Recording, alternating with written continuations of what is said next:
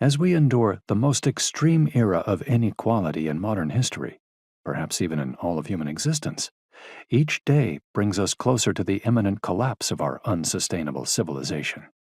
In this context, our political leaders resist the very changes that could save us.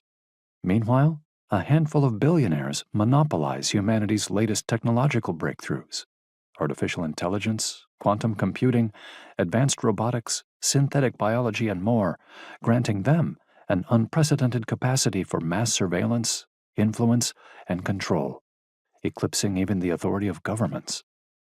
In an age where information is abundant, but wisdom scarce, ahead of us may be the most complex and perilous decades any generation has ever faced.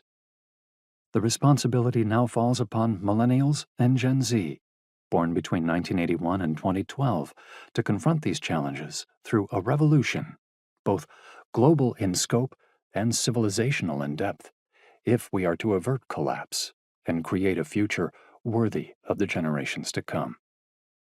The question remains, how? In October 2016, I traveled to Cambridge, Massachusetts to meet Noam Chomsky. We convened in his office at MIT, where he had been teaching for decades.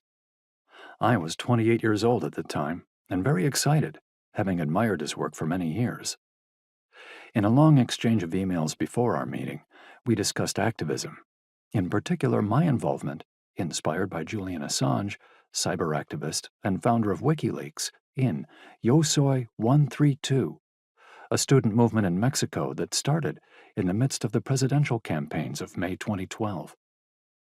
Following the Occupy movement and the Arab Spring protests, Yo Soy 132 stood out for its radical method of organizing, a horizontal structure and no leadership hierarchy.